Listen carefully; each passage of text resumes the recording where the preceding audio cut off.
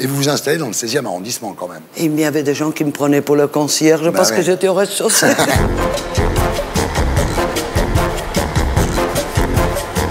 Et nous accueillons notre terrienne du samedi 20h, ce soir, Linda de Souza. Bonsoir. Alors, Linda, ancienne femme de chambre devenue star dans les années 80, vous avez vendu plus de 20 millions de disques. Votre autobiographie, La valise en carton, a été un best-seller absolu avec 3 millions d'exemplaires écoulés. Aujourd'hui, Linda, vous vivez avec une retraite de femme de ménage de 400 €. Et vous racontez votre histoire dans un livre intitulé « Des larmes d'argent », publié aux éditions Carnet Nord et à 20h dans Salut les Terriens.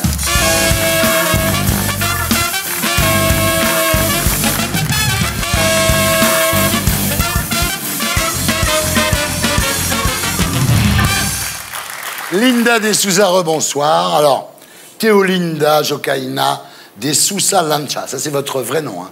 Teolinda Joaquina de Souza Lança. Ah, c'est joli, hein? C'est normal avec l'accent. Ah, c'est toujours mieux. Alors, vous êtes né le 22 février 1948 à Beringuel. Beringuel. Beringuel. Bravo. On dirait un vrai portugais. Ouais, je suis très poilu. Alors... Moi aussi. Alors, vos parents, qui auront 11 enfants, travaillaient dur dans les champs. Et votre problème, en fait, c'est que votre mère ne vous aime pas. C'est-à-dire que quand vous approchez d'elle, vous avez droit à un regard comme ça qui dit, en gros, « Laisse-moi tranquille ». Vous l'appelez Victoria, vous la voyez, il n'y a vraiment pas de relation fille-mère. Hein. Et pourquoi elle ne vous aimait pas? La découverte à l'âge de 60 ans. Parce qu'avant qu'elle nous quitte, Victoria m'a donné un petit bout de papier avec une photo. Et maintenant, je cherche ma vraie mère. Ah! Ça, personne ne le savait, c'est pour ça. Moi non plus, mais maintenant... On l'apprend aujourd'hui, en fait. Ouais. Exactement. Alors, au début des années 50, votre famille va s'installer à Lisbonne. Votre mère trouve une place de bonne chez une dame qui accepte d'héberger tout le monde, mais dans une petite chambre. Ce qui fait que pendant que votre mère travaille chez cette dame, vous attendez dans un jardin public qu'elle ait fini de travailler. Exactement. Alors, quand votre mère tombe malade de la tuberculose, vous avez 5 ans, vous vous retrouvez dans un orphelinat, vous allez y rester 6 ans, et quand elle vient vous récupérer, quand même, après toutes ces années, elle n'a pas changé. En fait, elle vient vous chercher parce qu'elle a juste besoin d'aide à la maison. Alors, vous faites le ménage, la cuisine, la lessive, et alors tous les jours, vous allez à pied chercher à manger pour toute la famille, 5,5 km dans un sens, 5,5 km dans l'autre. Exactement. Gamelle de soupe et 3 pains. Ça n'empêche pas votre mère d'être très très dure avec vous. Elle vous traite de putain toute la journée. Et elle encourage votre père à vous taper dessus. Et il s'en prive pas, votre père. Hein. C'était comme ça. J'étais l'étrangère. Voilà. L'étrangère. Alors un soir, c'est votre anniversaire, vous tombez sous le charme de Fernando Silva. Il était beau? J'avais 19 ans. Ouais. Il m'a regardé. Voilà.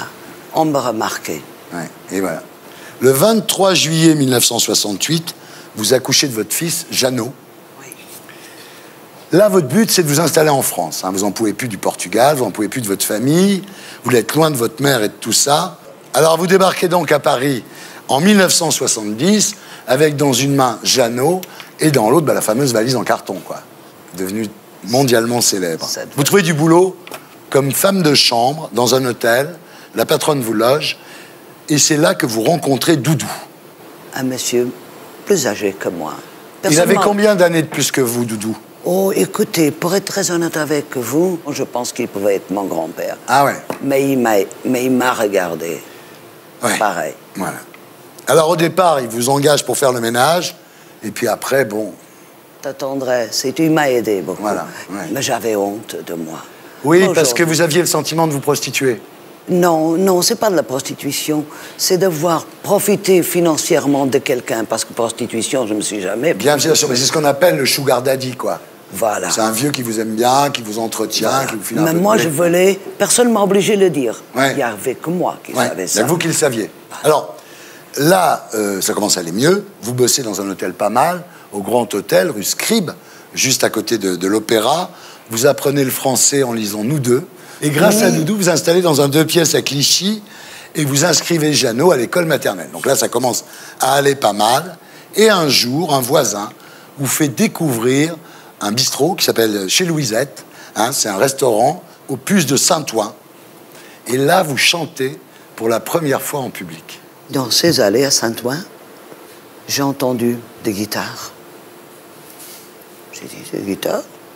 Hein? Je rentre, puis il y avait une jeune femme qui chantait comme Piaf. Et à un moment donné, je demande au patron, est-ce que je peux chanter moi aussi?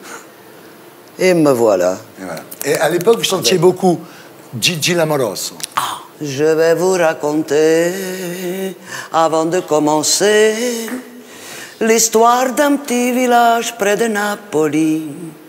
Nous étions 4 amis au bal tous les samedis. Ah oui, je suis une grande fan de... Alors, peu à peu, votre notoriété augmente et en 1978, vous passez de l'aspirateur au micro.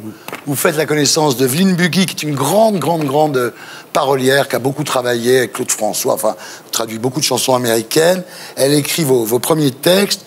Vous sortez votre premier 45 tours, Le Portugais, qui est un gros succès. Vous êtes produit par Claude Carrère à l'époque, et vous passez évidemment, comme tout le monde, sauf moi, chez Michel Drucker. Ele canta fados tristes e tradicionais. O português que deixou seu Portugal. E como aqui a chuva para ele é demais, ele vai pensando ao sol do seu país natal. Ah.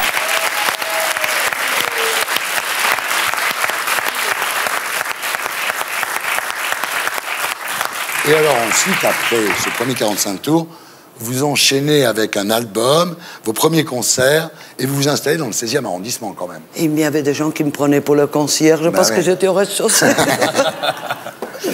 Mais malheureusement, Linda, c'est là aussi que s'organise la valse des vautours. Vous n'avez même pas de compte en banque. Et il faut dire, vous ne souciez pas des problèmes financiers, vous. Je ne comprenais rien. C'est pas que je m'en foutais, Thierry. Je ne savais pas. On s'occupait de moi. C'est comme Doudou, c'est comme le père de mon fils. On me regarde, on m'aime. Et voilà. Ouais. Alors en 1981, vous rencontrez Raymond Robinet, un éclairagiste qui devient rapidement votre concubin. Il a 24 ans, vous en avez 33 quand même. Ouais. Attendez, il fallait bien que je me rattrape. Oui.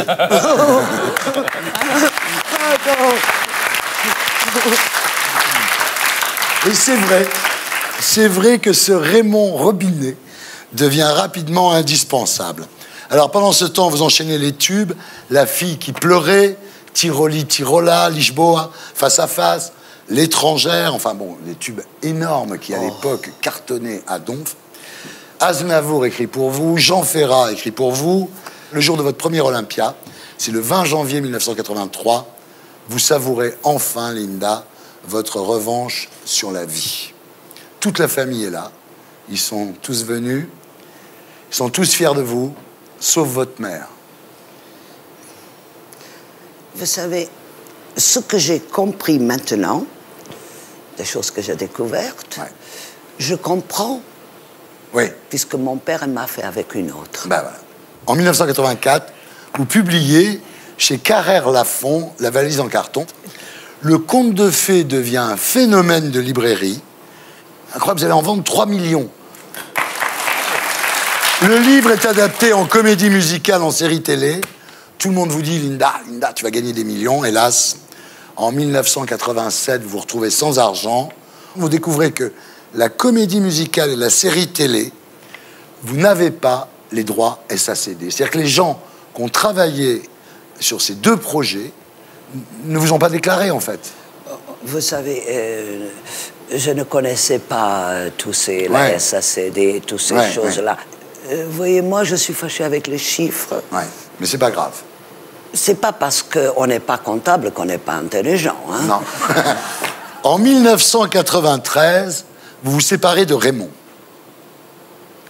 Vous avez le sentiment qu'il prenait un peu d'argent, Raymond, quand même, non? J'ai eu cette petite intuition, Ouais. j'ai dit, allez, je veux rester seule. Linda, il faut bien que quelqu'un l'ait pris à un moment, cet argent. Il ne s'est pas évaporé. Hein, oui, mais c'est- elle ne peut pas être une seule personne. Non, mais c'est peut-être un complot, on ne sait pas. Bon. Alors aujourd'hui, donc après 20 millions de disques et 3 millions de livres, vous vivez avec une petite retraite, 400 € par mois. Vous dites, j'ai même pas de quoi acheter à manger à mon chien Tommy. C'est toujours Tommy, votre chien? Oui, c'est mon petit Tommy. J'ai eu un petit cri de cœur parce que, vous savez, parfois, je me sentais seule. Mais oui. Mes petits-enfants, je ne sais pas à quoi ils ressemblent. L'amour de ma vie, mon enfant.